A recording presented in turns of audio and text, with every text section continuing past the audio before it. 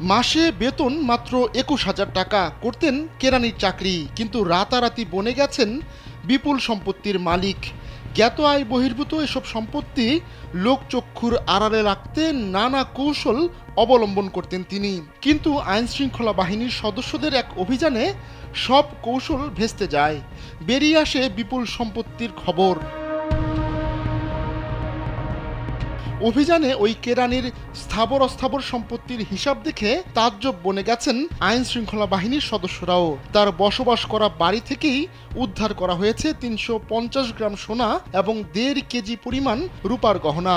এর বাইরে তার রয়েছে অন্তত ২৪টি বাড়ি, এছাড়া রয়েছে ৪০ একর কৃষিজমি, ৪টি প্লট এবং একাধিক দামি গাড়ি।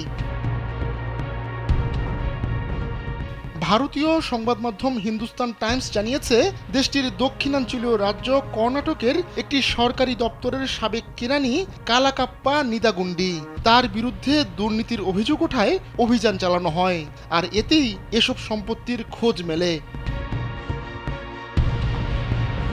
কালাকাপ্পা কর্ণাটক গ্রামীণ অবকাঠামো উন্নয়ন সংস্থা KRIDL এর কোপ্পাল শাখা দপ্তরে চাকরি করতেন। মাসে বেতন পেতেন ১৫,০০০ রুপি, বাংলাদেশি মুদ্রায় যা প্রায় ২১,০০০ টাকা। শুক্রবার কালাকাপ্পার বাসায় অভিযান চালায় পুলিশ। কোপ্পাল ছাড়াও কর্ণাটকের আরও কয়েকটি জেলায় তার বাড়ি রয়েছে।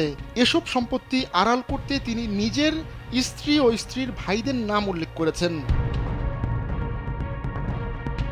আইন শৃঙ্খলা বাহিনীর সঙ্গে থাকা তদন্তকারী দলের কর্মকর্তারা জানিয়েছেন, কালাকাপ্পার বাড়িতে অভিযান চালিয়ে যেসব সম্পত্তি তারা উদ্ধার করেছেন সেসবের বাজার মূল্য ৩০ কোটি রুপির কিছু বেশি, অর্থাৎ এক কেরানি ৪২ কোটি টাকারও বেশি সম্পত্তির মালিক। তবে কালাকাপ্পার আরও সম্পত্তি রয়েছে বলে ধারণা করা হচ্ছে। এ ব্যাপারে জানতে তাকে জিজ্ঞাসাবাদ করা হচ্ছে। আহমদুল্লাহ শিকদার, কালবেলা।